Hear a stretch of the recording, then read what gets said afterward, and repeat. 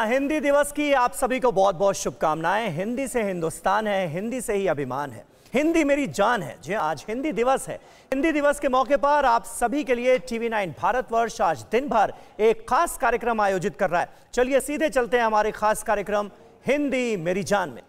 मनोज जी ने कहा उदारता दिखानी चाहिए। आप जिस कुर्सी पर बैठे हैं वह हिंदी का शब्द नहीं है।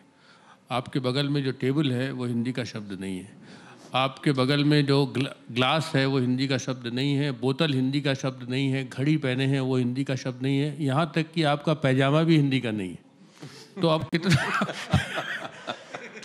कितना उदार हो। और यही उदारता हिंदी को विस्तार देती है, जन जन तक पहुँचाती है। मेरा अभिप्राय सिर्फ शब्दावली से है, शब्दों से है। मैंने उदारता शब्दावली और पर्यायवाची, पैजामा के ऊपर मत जाएं। अब लोग ये भी सोचना शुरू कर चुके होंगे कि नाड़ा तो हिंदी का ही है ना। बहरहाल सर, ऐसा है कि बातें बहुत सारी हैं, क्योंकि भाषा उतनी सरल चीज़ नहीं है कई बार जैसा हम उसको समझ लेते हैं। भाषा एक बहुत जटिल चीज़ है, ठीक है,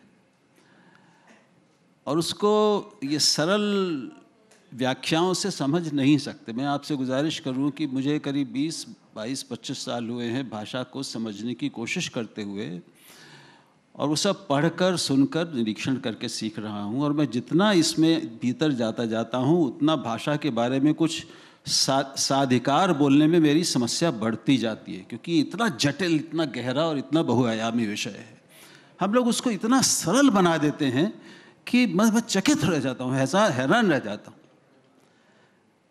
अब ये मैं केंद्रीय हिंदी समिति का भी सदस्य रहा हूँ, प्रधानमंत्री जी जिसमें शामिल होते हैं, और गृह मंत्रालय की समिति में भी रहा हूँ, और भी कई मंत्रालयों में। तो पिछली जब राजनाथ जी गृह मंत्री थे और उसमें उनके साथ बैठक हो रही थी, हम लोग बैठे थे, तो चित्रा जी भी थे, कुछ हम लोग हिंदी वाले होते हैं उसमें, बाकी तो अधिकारी होते हैं।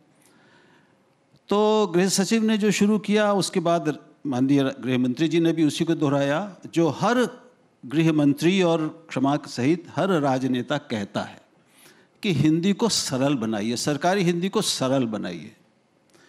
मैं सुनता हूँ तो मुझे हंसी भी आती है, रोना भी आता है, कई बार खून भी खौलने लगता है। बहुत सविनय निवेदन कर रहा हूँ।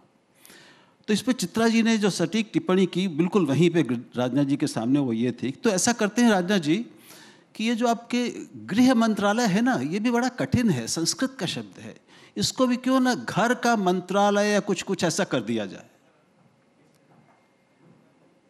पारिभाषिक शब्दावली यानी जो सरकारी हिंदी है, तथा कथित सरकारी हिंदी, उसकी सब हंसी उड़ाते हैं। मैं आपसे पूछना चाहता हूं कि अंग्रेजी में पारिभाषिक शब्दावली नाम की एक चीज़ होती है, जिसके बिना दुनिया की कोई भाषा आगे बढ़ नहीं सकती। क्या कानून की और संविधान की और कानून की किताबों की अंग्रेजी वही हिंदी है जो आम आदमी समझता बोलता है? क्या प्रशासन की अंग्रेजी वही है जो साहित्य की हिंदी अंग्रेजी है? क्या अर्थशास्त्र की अंग्रेजी वही है जो समाजशास्त्र की है? क्या समाजशास्त्र की वही है जो भौतिकी और रसायन शास्त्र की है? तो इस पर किसी को दिखता क्यों नहीं है कि हमें गायनोकोलॉजी सरल लगती है, जो कि अंग्रेजी का नहीं, लैटिन का शब्द है।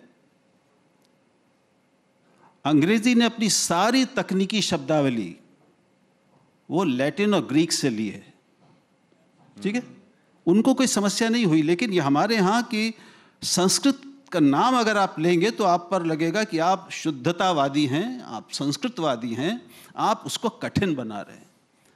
मैं निवेदन ये करना चाहता हूं कि पारिभाषिक शब्दावली के बिना किसी भी भाषा में कोई गंभीर काम हो ही नहीं सकता, असंभव।